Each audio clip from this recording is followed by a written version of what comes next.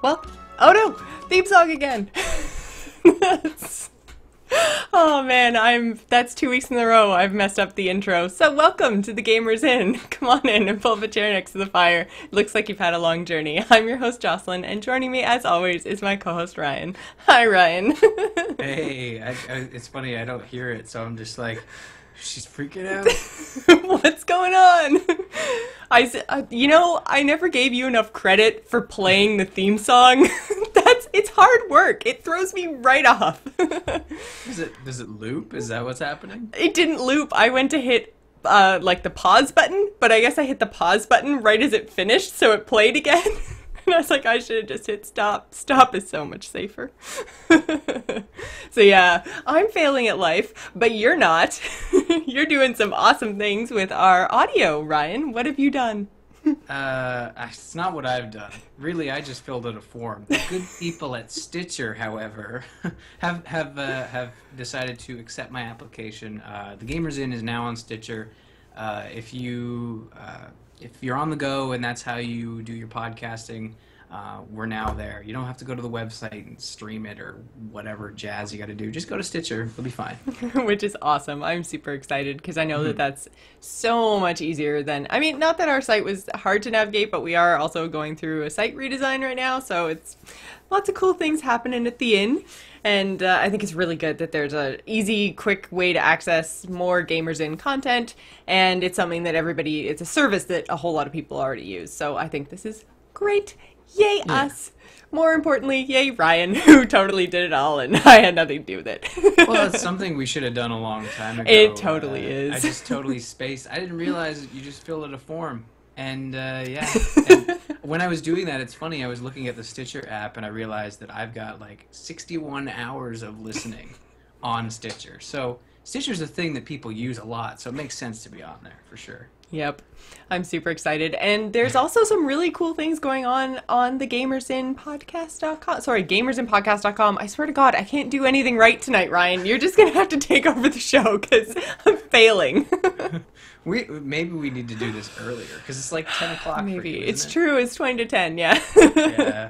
Well, it's because, okay, I'm just coming off of 4 shifts in a row and I had today off, but I mean, like, that many shifts in a row, like, it's too much. It's too much. Really, did you have the day off? Because I'm pretty sure you just sat there all day and was just screaming at your monitor doing this over and over again. More on that later. Yeah, on our website, people who listen to the podcast might not go to our website. You should, because it's not just the podcast there. We also have Lou Page, who does penny pinching and scalping. I have the article right here. Barrel scraping. Yeah, there's no There's no scalping. I've been playing way too much Assassin's Creed 3. Anyways, penny pinched. See? Damn it, Jocelyn. Penny pinching and barrel scraping. That's his column on the website. And he played a game called Zafe House Diaries. I thought that was a spelling mistake, but then I realized it was probably zombies. Yeah, it is zombies. But it doesn't really feel like an actual zombie game. It's more like a management of survivors. It actually looks really cool. What Lou's done is he's included screenshots from the game, and check out the article. He does great work, and our website doesn't give him enough credit because it's really hard to find articles. We're working on that. Sorry, Lou. But yeah, go to the website, check it out. It's gamersinpodcast.com. Yes. But you guys all knew that. Unless they just tuned me out for the last minute of the show, which I wouldn't blame them. I can't do the start or the end usually, so.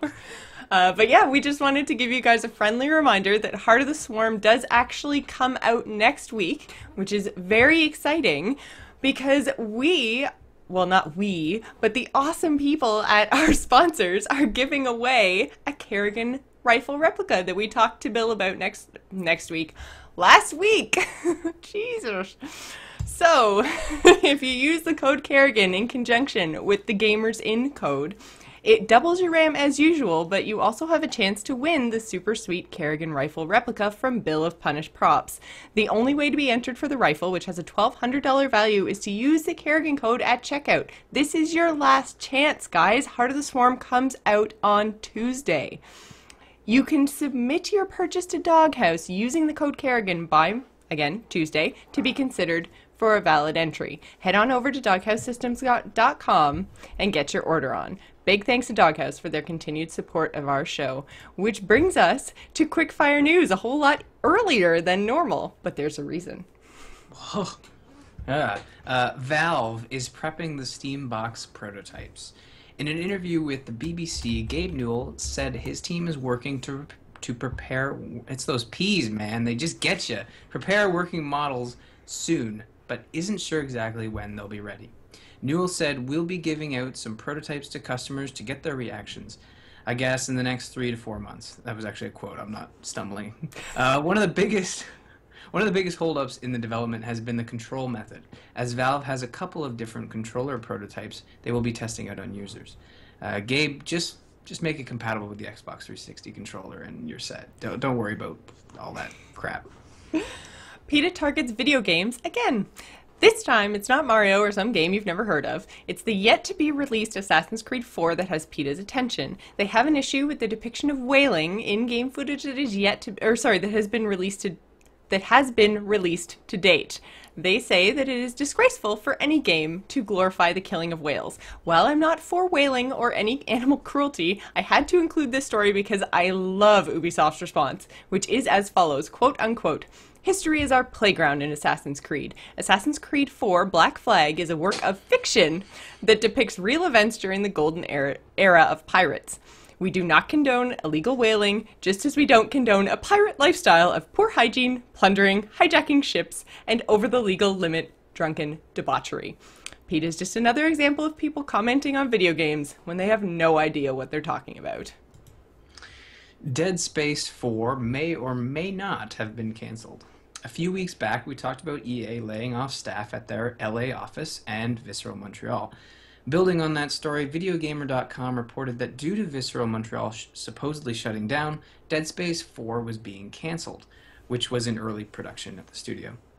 The reason? Dead Space 3 isn't meeting EA sales forecasts. As you can imagine, this came as a bit of a shock because the game has only been out really a month. And then fast forward a bit, and EA has responded to the story. While we have non-announced sales for Dead Space 3, we are proud of the game and the franchise remains an important IP to EA. Afterwards, many staff that worked on Dead Space 3 went to Twitter to further calm fans because nobody listens to EA. It looks like Dead Space is here to stay. For how long, who knows, but hopefully EA will give them some more money. I don't know. Xbox plus Skype equals love. Looks like Microsoft products may play well together. Sounds far-fetched, I know. Skype's mobile marketing head Derek Snyder recently dropped a comment during an interview that suggests the Xbox 360's Party Chat may be replaced by Skype. Well, it makes sense because both are Microsoft properties. I don't know if video is really required while in-game. I can't picture myself using a video service while playing any game, be it multiplayer or otherwise. Video integration was specifically referenced as the reason for integrating Skype with the Xbox over the existing audio-only service.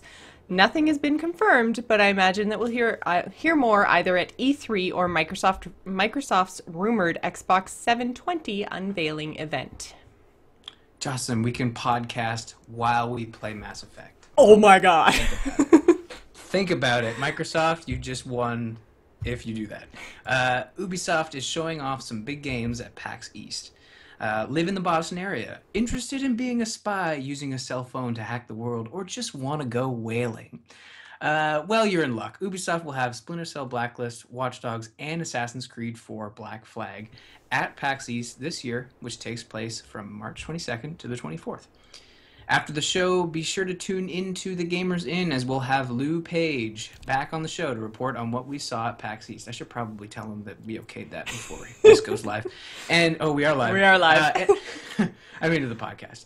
And Lou, be sure to get to the exclusive look at Black Flag early, as they'll be giving away inflatable swords while supplies last. And I'm not joking, that was actually a news article. Nice. The release window for Walking Dead Season 2 has been announced. Telltale, the company behind last year's wildly successful Walking Dead Season 1 video game, has confirmed that they're targeting a fall release for Season 2, which is not really all that surprising. The Walking Dead Season 2 is what the majority of staff over at Telltale are working on, but given the statement by CEO Dan Connors at IGN last month, it doesn't seem like they have gotten very far into the development of the game. Apparently, even with a fall 2013 release, they're still trying to figure out how to approach the story and give it legs. Not exactly inspiring words, but you can bet fans of the franchise are excited at the 2013 release window. Sam Raimi blames Blizzard for WoW movie issues. Before Duncan Jones was announced as the new director for the World of Warcraft movie, there was Sam Raimi.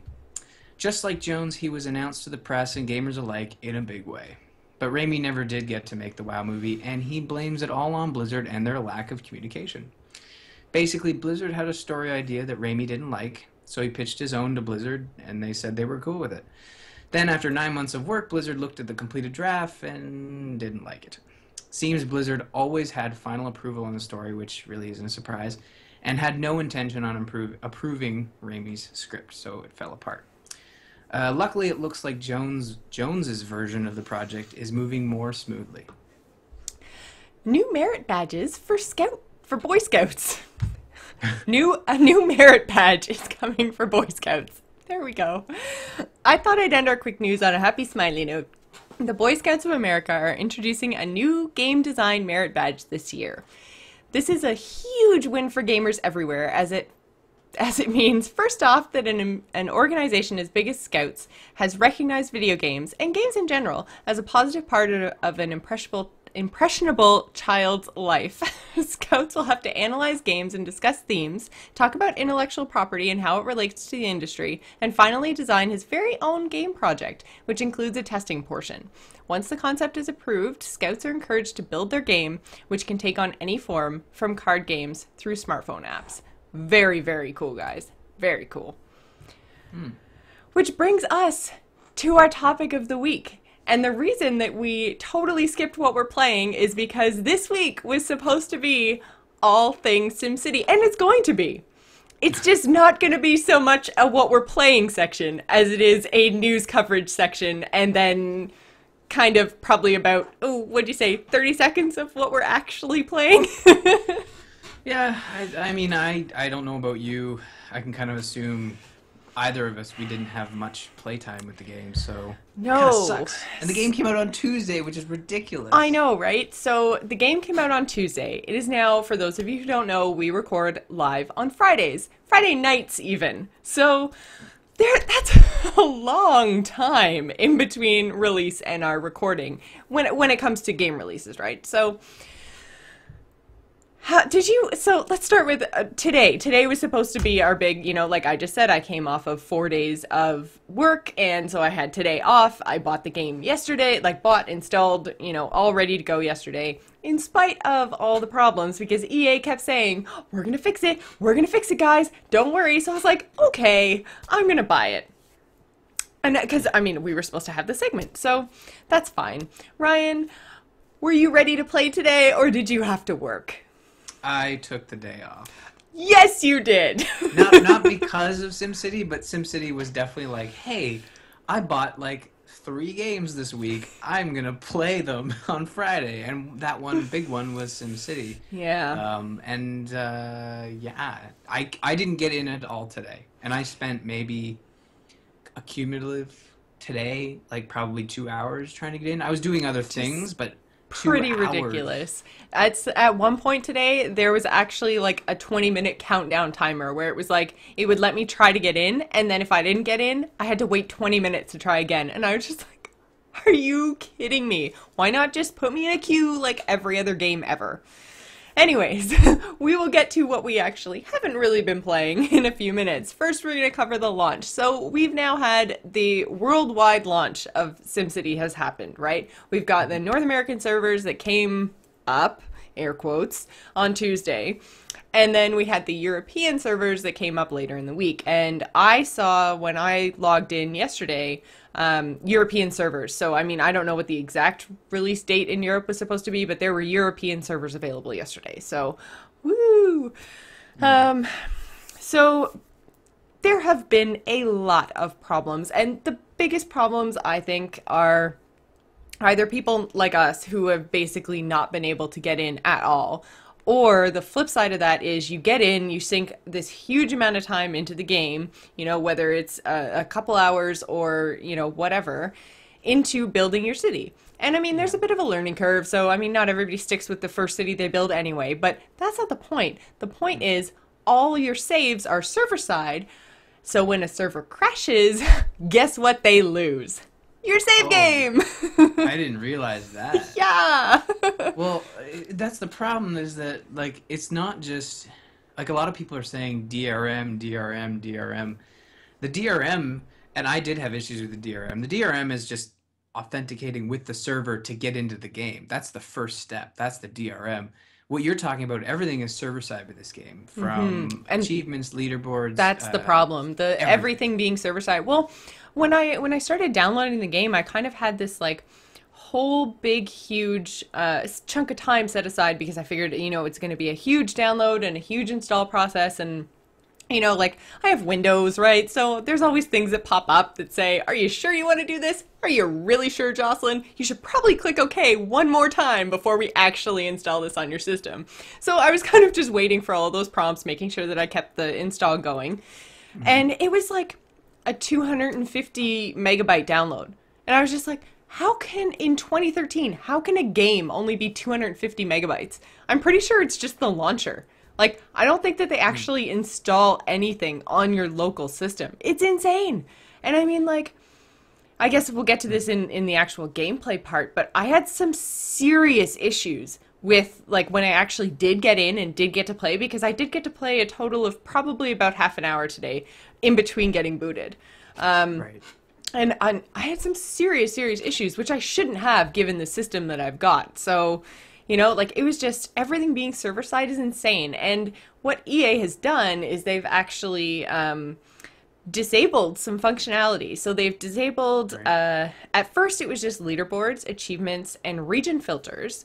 But they've also now disabled cheetah speed, which, if, for those of you who don't know, there's 3 levels of speed in the game, right? There's turtle speed, llama speed, and cheetah speed. So it's basically like regular, fast, faster. Well, I've never played a sim anything before this. I've dabbled. I think we've talked about my one, you know, experience with Sims where I sort of killed my younger brother and stole his wife, and, you know, that whole that whole thing. So why don't they just call it regular, fast, and faster, as opposed to, I mean, turtle makes sense. Cheetah makes sense. And a llama is somewhere in between. I don't know how fast a llama is. Faster than a turtle, but slower than a cheetah? Yeah, I suppose, yeah, if we break it down. But, yeah. Okay. Well, that's not important. So wait.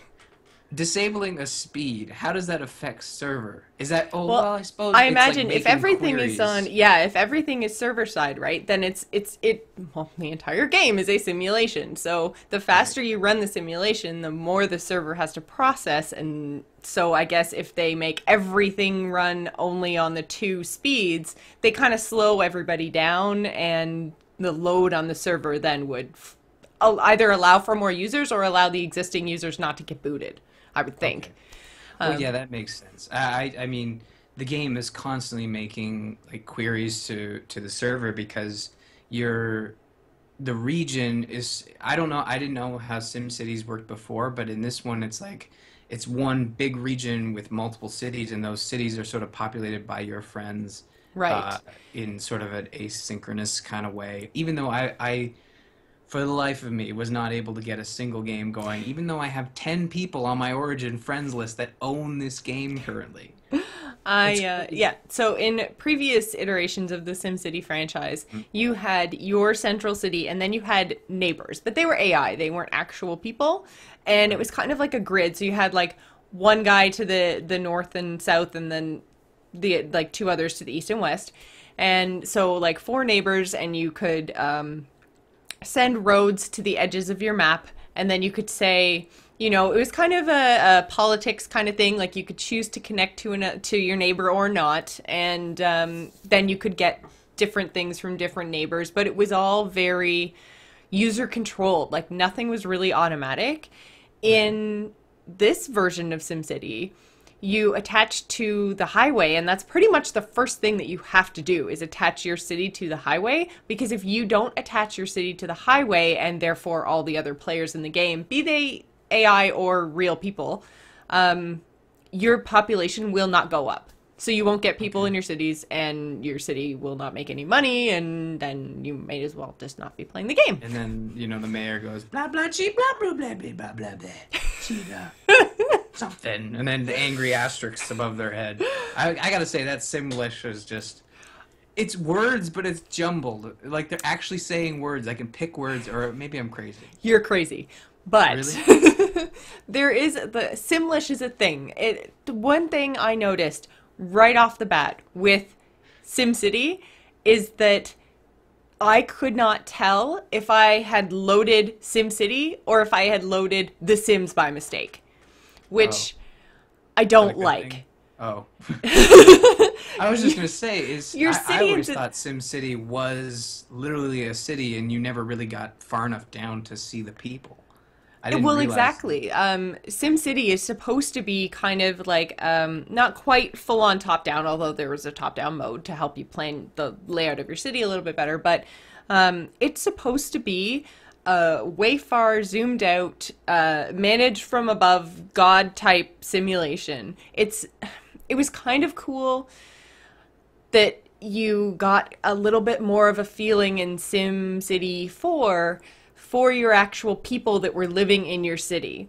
But this one is way beyond that. It's almost like the focus is too much on street level as opposed to an overall city simulation. I could not believe how small the plots are for the cities. You have no room. It used to take me like probably the better part of 5 or 6 hours to fill up my plot of my city, and then usually I had to delete some stuff and reorganize some stuff because, you know, I'd planned wrong or whatever, you know, but it took a really long time of solid gameplay to fill up your city plot. And then usually, like I say, you had to go back and edit things. But in this one, I'm just like, I built my first subdivision and it took up like probably a sixth of my map. And I was just like, oh my God, there's no room for anything here. Like, you have to build these super compact, like, cities that really aren't any bigger than towns. Like, right. And it's all done. They keep saying that region size is going to increase and city size is going to increase when their servers can handle it, which pretty much to me means never. I didn't hear that. I kind of assumed they were... I mean, I didn't read that. That's good. That's good to know, because I, for one, was more interested in this game as like sort of like Civ 5. Like Civ 5 has a multiplayer mode, right. But I want to play Civilization. I don't want to play House with, you know, Gandhi, right? House with Gandhi. That's got to be the show nice. title. But in SimCity, from what I played, like, you're right, it's very small, and I figured they were doing that because they wanted people to focus on the multiplayer aspect, in the sense that they want you to have multiple cities with a bunch of friends in different regions, right? I thought maybe that was the reason why they made it smaller, because then you don't feel like, oh, you know, I'll leave Murfreesburg here for a bit and go work on Smallville in Paul's game or whatever. Yeah. Or, you know, I'll throw an asteroid at Jocelyn and... Hey! Can you do that? I don't know if you can inflict disasters on your neighbors. I haven't even got far enough to build a commercial zone yet. Okay, are disasters like something that you control or something that you have to prepare for? In previous SimCity, and like I say, I can't speak for this SimCity because I didn't get that far, but in previous SimCity, you could turn disaster mode on or off. So if it was on, you had to kind of always be ready and be like, oh my God, are there going to be aliens? And then in this one, I think it's always on. The other mode in the old Sims was disasters off, but you could choose to inflict any disaster. Like, there was like basically a checklist, and you could just click like, I want to inflict aliens, I want to inflict a tornado, and then it would inflict the disaster on your city. So you had one of two game modes, was disasters or no disasters. So is that like a creative way to delete your city? Like, you know how in Mario Paint you had the option to just like whitewash, or you could do like the rocket wipe or sort of the explosions. Is that what that is? It's just like a creative way to wipe your city out and start anew? Like, well, no, not really, because the disasters were still random. Like, basically, you couldn't say, I want a tornado here. It was still, like, I want to inflict a tornado on my city, and then it was, like, sometime within the next couple of minutes it would happen, and it would be in a random location. So it wasn't necessarily instant, and it definitely was not, like, inflict tornado on the slum over there that I planned really poorly. Yeah, these poor people. Where's the trailer park? I want a tornado, the trailer park. It's like, yeah. Okay, well, disasters. That sounds like fun next week when we can actually get in there. If we can actually get in there. Like, and this is one of the few times where I've clicked, you put a Metacritic link in here, I was ready to go, oh great, I hate looking at these, and I think this is the first time that all the negative reviews on Metacritic are actually well thought out, and they are, which they make perfect sense. This is a 1.5 game because you literally cannot play it. Which is down. When I checked it this afternoon, it was 1.7. But yes, now it is. The user score is 1.5 for SimCity on Metacritic, and it says overwhelming dislike based on 2,400 reviews.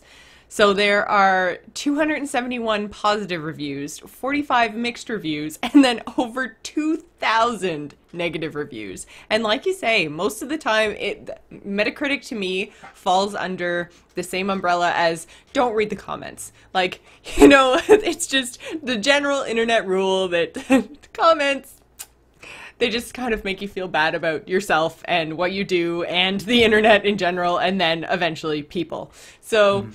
But, I mean, these Metacritic reviews, and especially, like, I mean, obviously, reviews can get voted up and down same sort of way as YouTube comments. But, I mean, like, there are some really, really solid reviews in here that make really good comments that aren't just, I have to be online all the time, and I really hate that, and it sucks.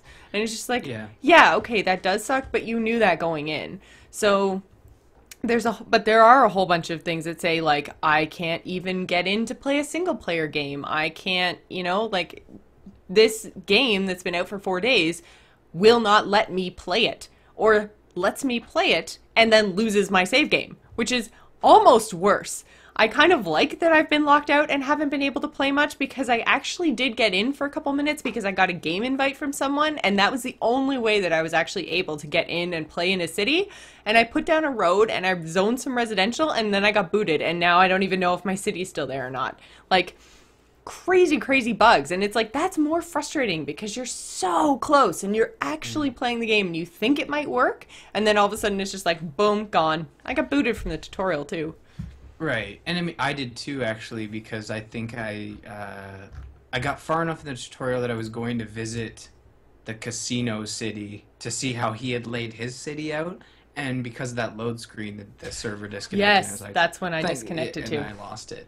But Yuzagini in the chat room makes an interesting point. Like, he doesn't mind always online. His computer's always on the internet, and it reminded me of a tweet I read when all this was going down, and people are constantly fighting over always online, but someone said, my computer's always online, and if it's not, I don't freak out that my computer's not on the internet. I freak out that my internet is broken. Like, what's going on with my internet? Because your computer is at a standstill, and it's usually hardwired into your router or on a wireless network. So I have never had an issue with always online, unless it's on a device that doesn't have good online. Like, for example, if there was an always online thing on my phone, that would suck because sometimes I'm not always covered by 3G, and you know, trying to get online is a pain in the butt. So the question I have is, like, does it bother you? And I guess it really should only bother you if something like this is happening, where it's just the servers are not working. Yeah, I mean, the whole always online thing, I'm not a huge fan of, but I do understand that there are lots of people that pirate games. I just find that, especially with always online DRM and all the kind of solutions that the big companies have come up with to combat piracy, tend to hurt the paying user as opposed to actually putting up barriers to pirates. Like, I mean, there's always a workaround to all of this always online crap, and you know, it almost seems like it's ooh, we're going to do always online DRM so that you hackery people can't, use our game. And it's like, okay, now you've just thrown down the gauntlet. And if there's anyone who likes competition and a challenge, it's hackers. It's what they do. So they're not the ones who are really impacted. It might take them an extra, like, 10 hours to hack a game, but that doesn't mean it can't be done. It can be done, and it is done all the time. There's already workarounds and cracks on YouTube of how to fix SimCity so that you can play it. I haven't done it because I don't think it's necessarily right, but it's available. So if they've already done it, if you can play SimCity without having to use their servers, clearly the only ones that are being impacted are the people who legitimately paid for the game and who are trying to play it the way that the publisher is making you. And I really have a problem with that. Well, it's just really weird, you know? I've never seen anything like, this reminds me, and I'm sure it reminds you as well, of when we talked about Diablo 3 when it launched, where day one, I think midnight launch, they were having the Error 37, because I Error 37. Those were the days. Yeah, exactly. Like back in the, the olden days on episode 15. But I remember getting a box copy of it, and I think I took the day off, so I played it at like 10 in the morning, and it was fine. I got in fine. I was never disconnected. No issues. People were complaining because at midnight they couldn't get in, and this whole meme sprouted up. And poor Blizzard. Now Blizzard's like, it's just sitting there. It's like, oh, thank God, no one's ever gonna, no one's ever gonna get mad at us again. Battle.net. Now it's all about SimCity and EA, and I don't know how you screw this up this bad 3 days after launch, and nothing works. Especially when, I know this is one of the questions that we posed to Angus, who was my friend and the developer for 343 that worked on Halo. We had him on, it must have been about 10 episodes ago now, because it was back in November with the launch of Halo 4.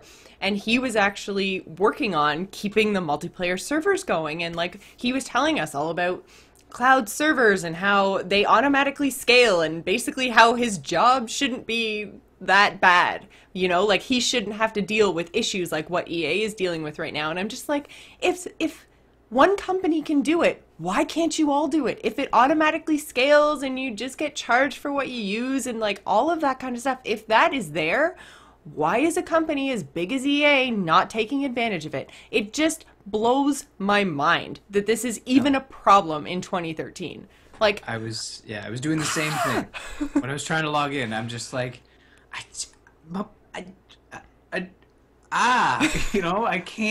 just can't comprehend how EA screws this up. And poor Maxis.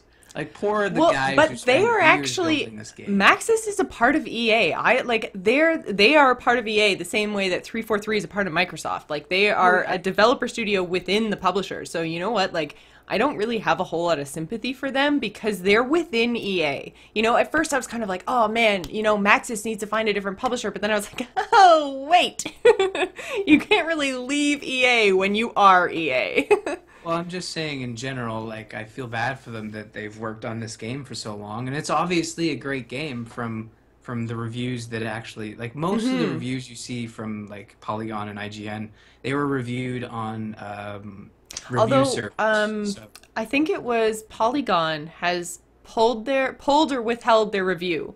They had it up, and I think they updated it. It went from a 9.5 to a 7. Maybe it wasn't Polygon. Maybe I was on a different one. Maybe it was Kotaku. Anyways, some review site was withholding their review until it was available to everybody because they were just saying, we don't know how to deal with the fact that you can't play the game right now. We know it's a good game, but if you can't get to it, then that is a huge problem. And adjusting our score up or down, it doesn't portray what's actually going on. And, do you fault the game itself for not being able to access it? Is that something that you should just go after the publisher for? They haven't really figured out, no one has figured out how to deal with the fact that you can't access a game. It's something that isn't built into review systems, nor should it be, because not being able to access a game that you pay $60 for, that just shouldn't be a thing.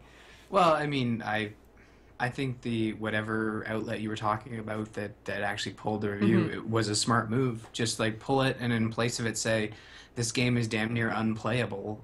Do not buy yet, because it is a great game. And knock on wood, EA will figure it out, and I'm sure in a couple weeks we'll have no issues. Because when I was in there and kind of exploring the options and getting all the failed to load errors, I was like, you know what? When this actually works, it's gonna be really cool, you know? And I seriously said that out loud. I'm glad no one was in the house because I'm sure they would have been like, "What are you doing?" And I'm like, I'm just, admiring kind of the features of this game, even though I can't actually use them yet. But I don't know if you got that far in, but some of the friend and build cities with your and set up your regions and stuff was kind of neat. And I'm really looking forward to getting in there and actually playing with other people. See, now when I got to that part, because I built a region just for me with the, 3 possible cities you could claim, and I just called it test because I was totally planning on losing it, basically. I went in, I did all of that, and I went through all of that as fast as humanly possible because I was so worried I was going to get booted. So I didn't actually look at any of the options or try to figure out what I might want to do. I was just like, okay, city, yes, claim, let me in, please. And it still didn't work. It still ended up, I went to claim my city and it just kept failing. I think it failed twice and then it booted me. But that was today? Oh, man. Yeah, that was today. Yeah, because they were saying that, I think, it was an actual message on the launcher saying that claiming cities does not work. Play the cities you already have. I'm like, what if I haven't played any yet? they need to take the game. I know EA loves their money, but they need to do what Guild Wars 2 did. Guild Wars 2 did, and we all said, this is weird. Remember when Guild Wars 2 took their game off their website and said we can't sell anymore because we have too many people in the servers, and we were all like, that makes no sense. Yeah, that really sucked for me because I hadn't bought the game yet. And now, I mean, to this day, I haven't bought Guild Wars 2. So that kind of does say something, that it was a game I was really, really looking forward to. And them pulling it and not allowing me to buy it, it almost would have been better in terms of them on their end if they had kept it available and just said, like, you can purchase it, you can give us your money, just know you might have a wait to try to get on, or server queues might be long, or, whatever the solution is. But basically now they don't have my $60 because I never bought it. And now it's to the point where I'm like, well, now everybody's way, way ahead of me and I'm going to have to sink in a ton of time in order to catch up with my friends. So what I'm probably going to do is wait until it's on sale for like $10 or something, pick it up, and then power level through. Well, I mean, that wasn't the point I was trying to make. I know, I'm sorry. That's fine. That's actually the other side of the thing. That's them being EA saying, like, we're going to keep it up, we're going to take your money, and you'll be able to play it when you play it. But it sucks for the consumer. Yeah. What ArenaNet did was they were pro-consumer, and they said, because you're not going to be able to play it, we're just going to take it down, and we'll put it back up when we are confident that new customers will be able to play it. So what I'm thinking, and I know EA would never do this, is they just need to take it off Origin and just say, okay, guys, it's not working. When a game is severely bugged in retail, there are recalls. Like, that happens. Well, yeah. It doesn't happen a lot, but it happens, and I think that would be the proper way to go about things. Right. So what EA has actually done, this was late this afternoon, and it's probably as close as EA is ever going to get to actually pulling the game. But EA has asked its partners to stop marketing SimCity, which I find really, really funny because as soon as you load Origin, SimCity is still the first thing that they're saying, hey, buy now. And I was just like, God damn it. Oh, so they're not paying attention to their own stuff. But sorry, what was that, Ryan? I said I saw Tomb Raider last time I loaded up Origin, but it wouldn't surprise me if that was if SimCity's still front and center.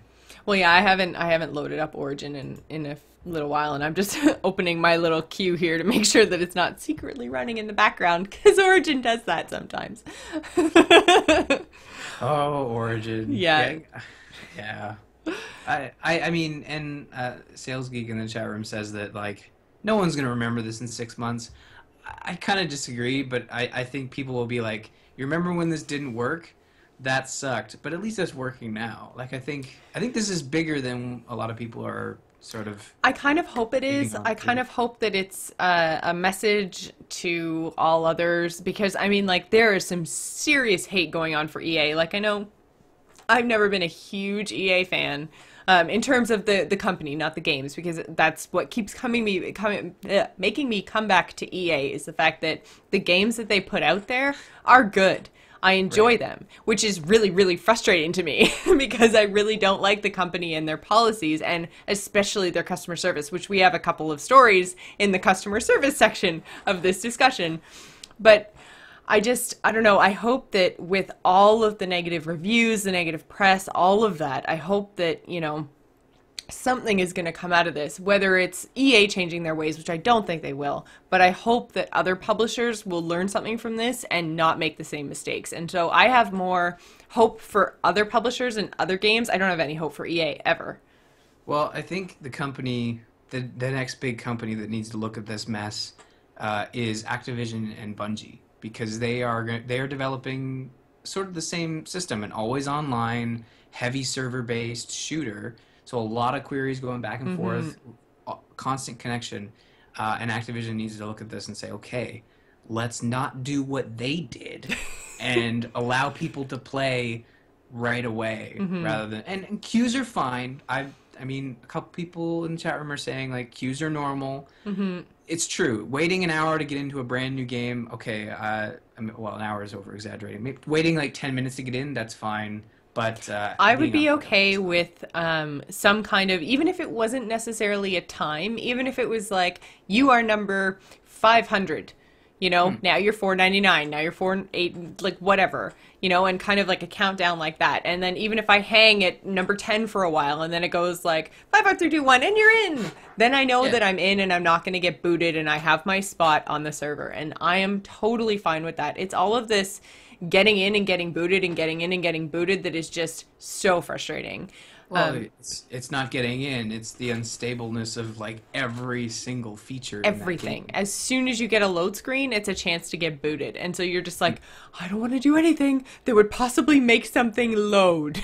Well, I just stopped trying. Yeah, I know you did. Which is really funny that you got frustrated, although I am a huge fan of The Sims and the SimCity franchises, so I mean, it kind of makes sense that I would stick it out a little bit longer than you, but still, I spent 2 hours on Thursday night. Like, I had my 3DS and I was playing Fire Emblem while trying to get into SimCity, and I'm like sitting here like, it feels like I'm half-assing two things and not getting anywhere.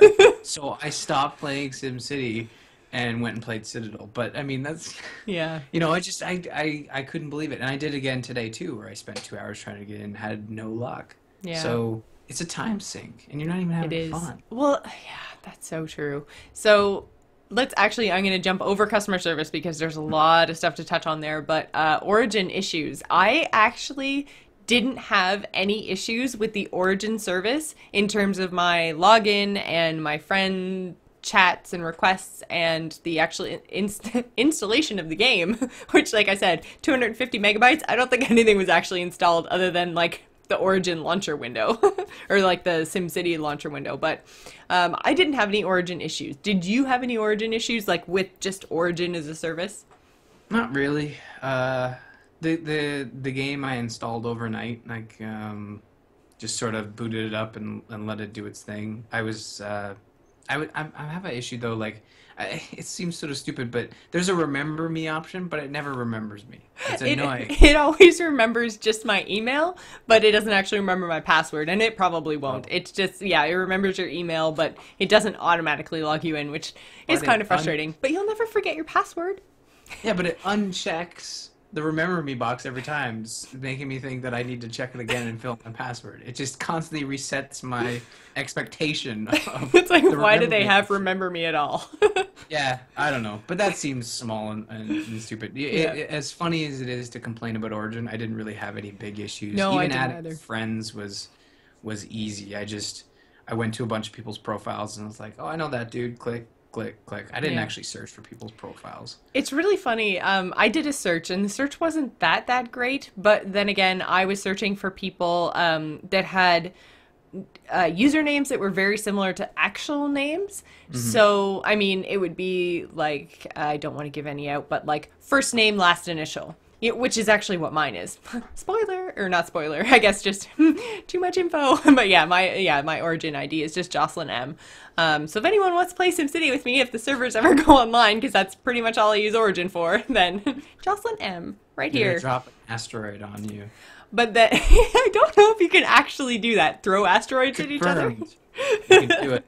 That would be, I'm pretty sure that if you could actually inflict disasters on each other, that's all anybody would do the whole time. Would just be like, and zombies for Ryan. I don't even know where I got that idea. I think I'm thinking of like, you guys are at war, but really you're working together, You right? are. You're supposed to be working together and sharing resources and being like, because each individual city, in theory, has like maybe coal mining or an oil deposit or, you know, like tourist dollars. So, you know, or access to fresh water is always a thing too. So each city is supposed to have a balance of resources, but, you know, you might have oil and water, and then you might, like, I might have oil and water and you might have coal, and I'm like, oh, well, you know, I really don't have the wind to build a wind power plant. I kind of really need to go with coal, so I'm gonna have to ask Ryan for his coal, and maybe I can give him my water, you know? So it's almost like Settlers of Catan in that way, that you're supposed to help each other out. Supposed Right. to. I'll trade you wood for sheep. Oh. Now you have a road and we're all screwed. This is why I'm never allowed to play Catan again. Yeah, and the way you describe it, it sounds like a really fun game, Jocelyn. It's not fair. But yeah, so there were some huge customer service issues that have come up in the last little while. So the community manager for SimCity came out and said, if you have a problem with, I'm gonna open up the article and I'm gonna give the direct quote because I don't want to get it wrong because they've changed it since then. So originally they said, if you regrettably feel that we let you down, you can of course request a refund for your order at, and then like Origin's contact us page, although we're still in the process of resolving the issue. So that was the message. If you feel let down, if you feel like you paid money for a game that's not living up to your expectations, request a refund. Well, then the message that all of Origin's customer service is giving everybody is, you're shit out of luck. You know, look at our refund policy, and basically the refund policy says no. And they said, even when you say something along the lines of, your community manager said X, I would like my refund now, the answer from EA is no.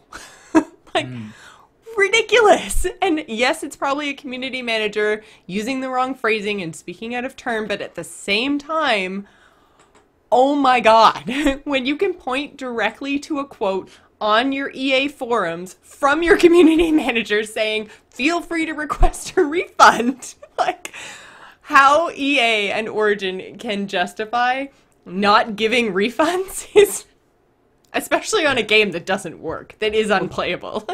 The biggest issue with Origin is that it's competing with one of the greatest services out there, Steam. And in the past, we have seen that Steam does offer refunds, especially, what was it? It was that zombie game. The War Z. Yeah, the War Z. It was awful, broken. And they offered refunds to anybody who wanted it. It was still playable in the sense that you could get in there and play, but people who were unsatisfied with the game could petition for those refunds, similar to the way the community manager had said they could in Origin. So it's like EA is one of those company that puts blinders on. It's like, okay, we're going to do this. There's no competition out there. We're just going to do it our way and just brute force it.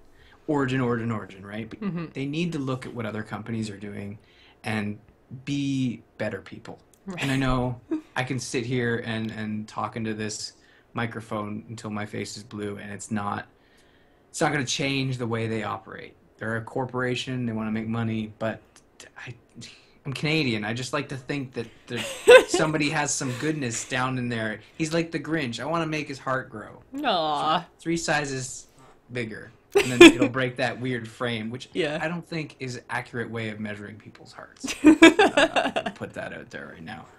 So, but this is bullshit. No one's able to get refunds. Would you want a refund? Like, well, I'm very disappointed in the customer service. I'm very disappointed in the game, but I love SimCity. I'm really disappointed in a lot of the restrictions that they've placed, whether it be on the size of the plot you have to build on, the size of the neighborhood, the fact that, you know, I can't play with all of my friends. It's not the same as, you know, being able to set up a Minecraft server and just play with everybody, or, you know, and which the whole being on separate servers thing is another thing that I am not a fan of. The fact that you have for North America, there's East 1 and West 1, and then East 2 and West 2, and it's just like, I don't even know, like, Ryan and I are both on the East Coast. I don't even know which server on the East Coast Ryan is in without having to ask him. And then what if he has created his city on one server and then I've created mine on the other? And it's like, oh, well, now who switches? And then it's like, oh, wait, we want to play with Swick and he's in California. Like, I realize we can join any server, but there's just a whole lot of coordination that should not even have to happen. Like, oh my God. The worst thing about that, Jocelyn, is that...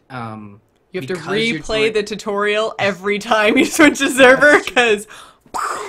That is bad. I had to... And I found that 50-50 chance you could get into the tutorial if it loaded, and then just escape and quit out, and it would take you back to the start and allow you to, like, play the game normally. But sometimes that didn't work if it didn't sync to the server. But the worst thing about those servers is that, like I said, I have, like, 10 to 15 people who I added on Origin to play SimCity with, and... You can see that they're in the game on your Origin friend list, but then SimCity pulls your Origin friend list and sees what server they're on. So when you're in SimCity, logged in into, say, I think I'm on East 1, you only see your friends that are playing on that server. Right. So it would make sense for EA to say, okay, have that friend list pull from all your friends and just tell us what server they're on, because you're right. It requires me to... And again, it sounds like we're nitpicking, but really this is user interface 101. Like, just tell us where they are, so I don't have to be like, hey guys, what server are you on? Okay, I have to be on West 2 to play with Paul, and I have to be on East 2 to play with Todd and Jocelyn, and it's just... It's weird. I didn't expect to have that issue. No, I know. And I do understand that obviously there's server load issues with most games.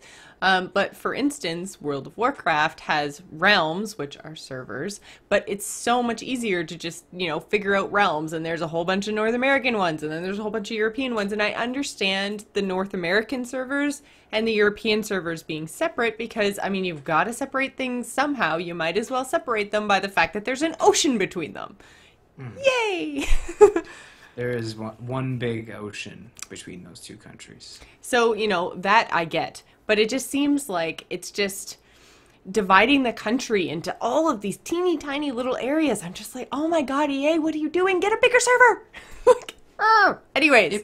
It makes no sense. Because it doesn't make any sense at all. There are games that sort of function in this sort of same sort of way that work and have servers that function. Like I'm not a server guy. I mean, maybe Angus would be able to explain it a little better, or explain it in general. But I don't know. EA, fix your shit. Title of show: EA, fix your shit. So anyways, speaking of community managers, there was actually, I'm going to throw it up into the video feed right now because this just blows my mind. On the right hand side, you can see a couple of the images that I screen capped when I was playing, which I couldn't actually screen cap in the game. When I was in the tutorial, it wouldn't let me, so it's really weird. But there's just my list of servers. They're all busy or full, except for randomly, I think one of the European ones. And then it's just saying, you know, no games are available. But the one I really wanted to point out just makes me laugh so much. Like, EA SimCity Community Manager fail. So there's a post from the SimCity Facebook page, and it says, we're continuing to experience extremely high server volume. The good news is we're continuing to add servers and get more people into the game. For the full story, read senior producer Kip blah blah blah's post on our forums. Thank you for your continued patience. And then one of the comments is, fantastic game, worth every penny. And see, that would be a valid comment if it came from a person. But it came from SimCity UK because somebody forgot to log out of SimCity UK before logging in with their fake profile. And someone points that out by saying, I think your fake post was posted from the wrong account, EA. And I'm just like, oh my God, fail. So much fail. Jocelyn, I mean, we all hate EA, but we gotta cut them some slack here. Facebook is hard. We've been over this before. I know. I mean, as the manager of the Gamers In page, I understand that it's very frustrating that sometimes you post as yourself when you mean to post as a page, or you post as the page when you mean to post as yourself. But come on. That's Right. so bad. So, okay.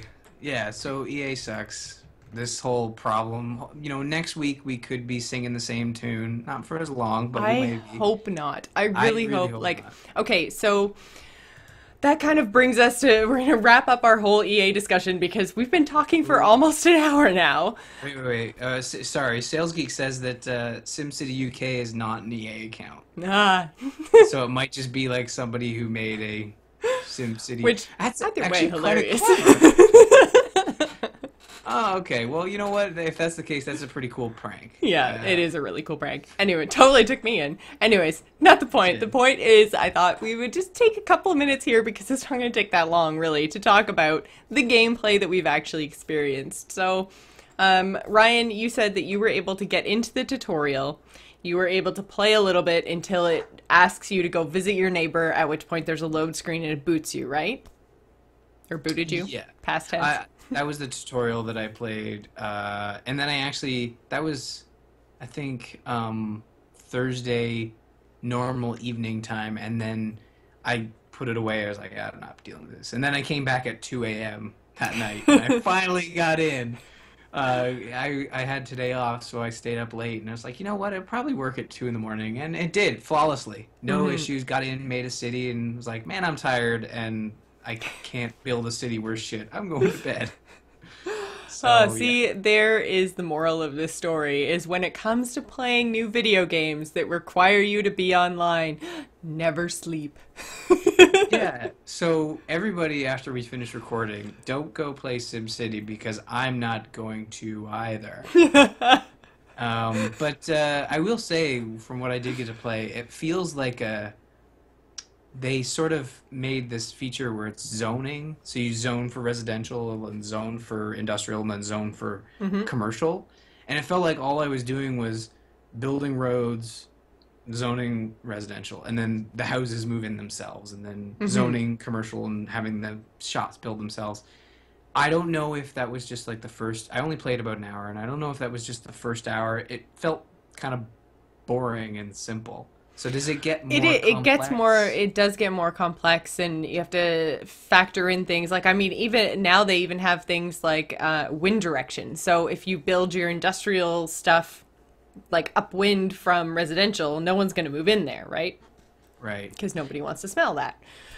So there are a whole lot of dynamics to city planning, but essentially it's just city planning. That's what the entire game is.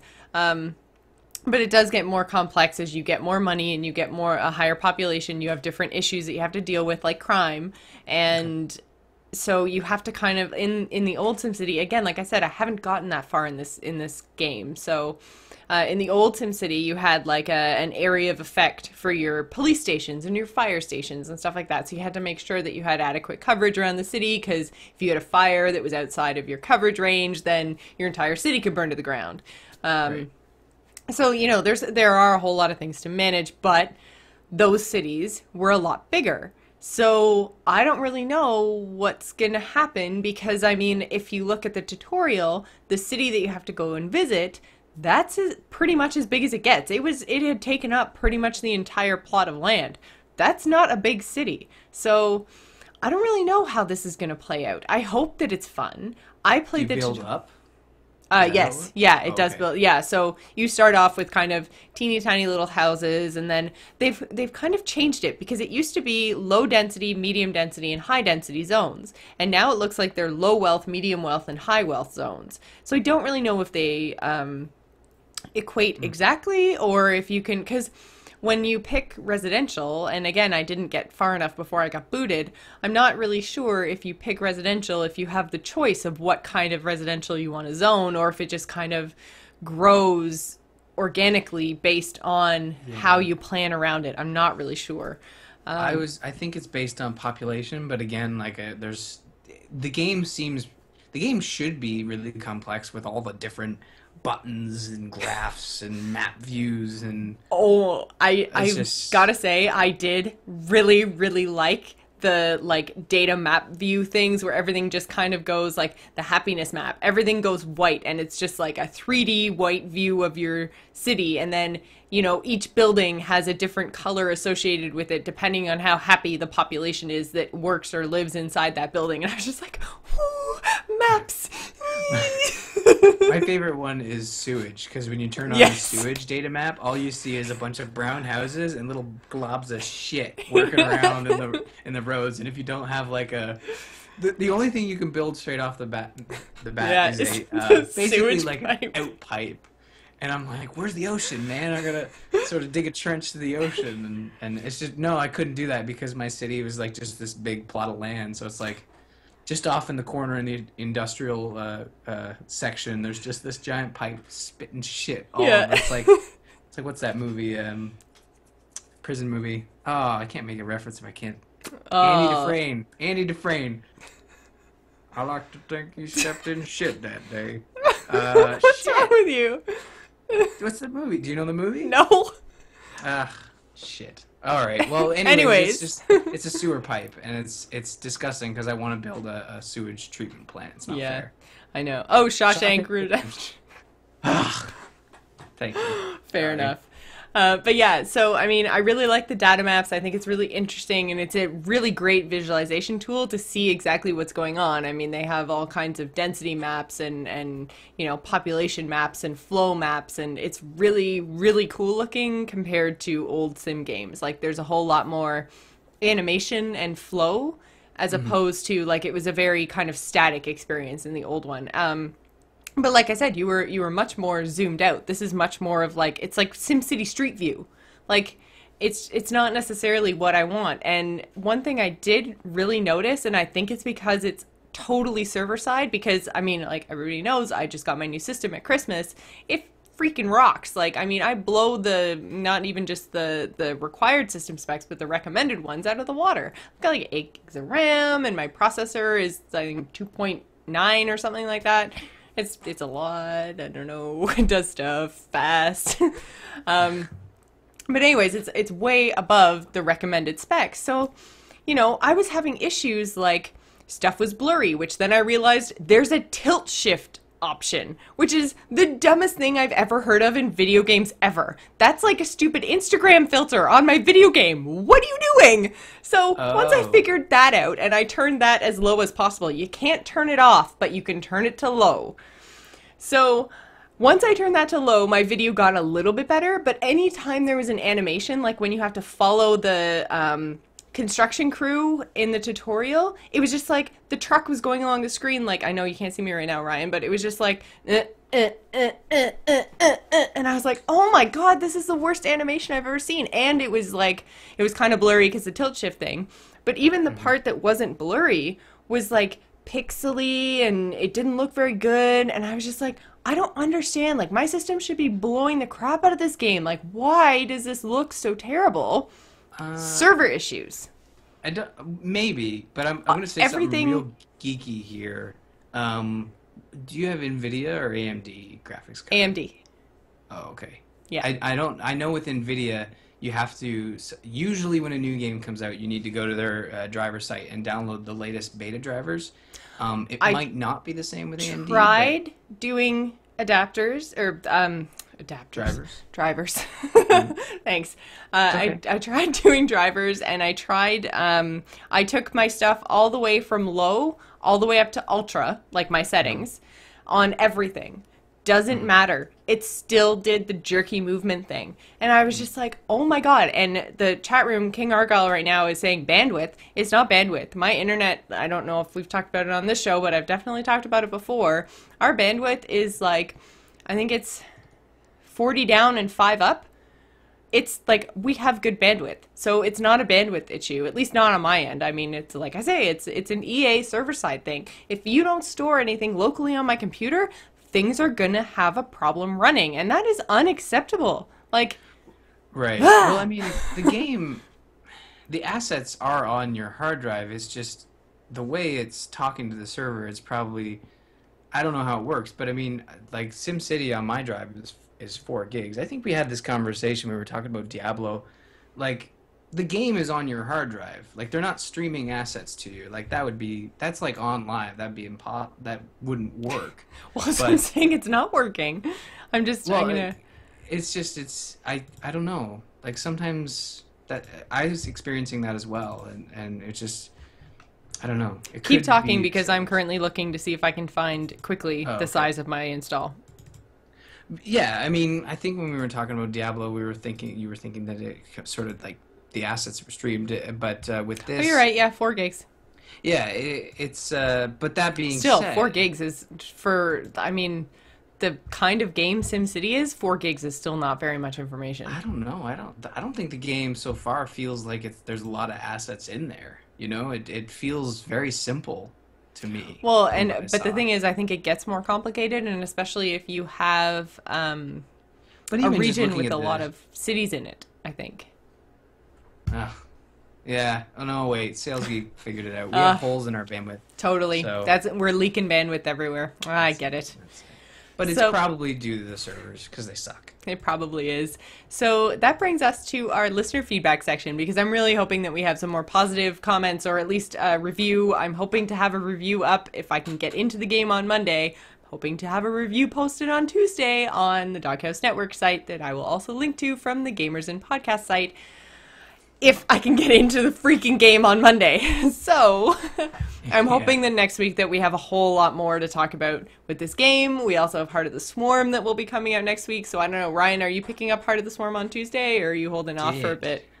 I pre-ordered a collector's edition Of course you did. of StarCraft, and I really enjoyed Wings of Liberty, and I really love the way Blizzard puts their collector's editions together. And I like the Zerg art. It's different. Like the human art's kind of standard, and Yeah. it's human, but like the Zerg is. I like the Protoss stuff too. Yeah. Protoss would be another good one to own an art book of as well, I think. And no, I'm really looking forward to it. And I heard online that the campaign's shorter than Wings of Liberty. Yeah? I'm still not through the Wings of Liberty campaign. I love StarCraft so much, but it makes me so angry that I go through days where it's like I play 3 days in a row and I'm just like, oh my god, I can't get enough StarCraft. And even like I break from StarCraft to eat dinner and then I watch StarCraft movies replays with commentary through my dinner, and then I go back to playing StarCraft. And then I hit a point where I'm not getting any better in multiplayer, and I've hit a mission in the campaign that I can't get past, and I'm just like, I hate this game, it's stupid, rage quit, flips table, like, awful. So, you know, StarCraft and I have been through some ups and downs, some rough times, but... So you're picking it up then, or no? I may not pick it up on Tuesday. I'm trying to decide because I kind of blew my entire gaming budget for this month on SimCity. So if you're still working on Wings of Liberty, I would suggest if you are going to extend your budget for Heart of the Swarm, don't extend it as much and pick up Citadel for Mass Effect 3 because it's fantastic. Right. And you'll love it. Yes, and that is actually something that we may talk about next week, depending on how Heart of the Swarm goes for the two of us. We may bump it a week, but we are definitely looking at talking the final Mass Effect DLC and the wrap-up of the franchise in the very near future. We'll never talk about Mass Effect ever again. And then that's it. Yeah. Then it ceases to exist to us. We're done. Yeah. And EA is banned from the gamers. Yes, really. Otherwise, we're just going to start with one-liners. Anytime there's an EA story, we'll just be like, EA sucks. They screwed up again. End. Except for when I talk about Dead Space 3. Yeah, right.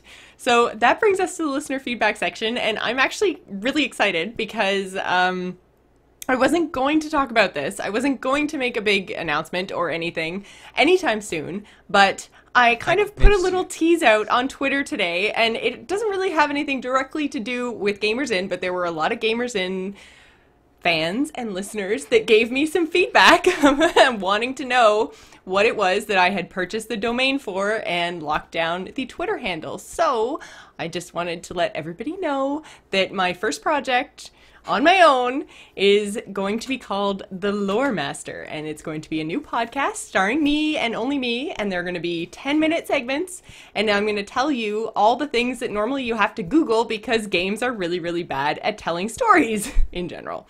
So I'm going to be doing things along the lines of maybe some WoW lore, some Skyrim lore. Obviously, it's going to focus on games that I'm really interested in, probably do some StarCraft stuff. And I'm also going to focus on things that I find often sci-fi games have a problem with getting across, and that's usually the tech, right? Because it's just some things are so out there. So, for instance, I might do like how the mass relays work in Mass Effect, things like that. So I'm really psyched about it. It's going to be probably, like I said, about 10 or 15 minute segment. It's going to be highly produced. It's going to be video.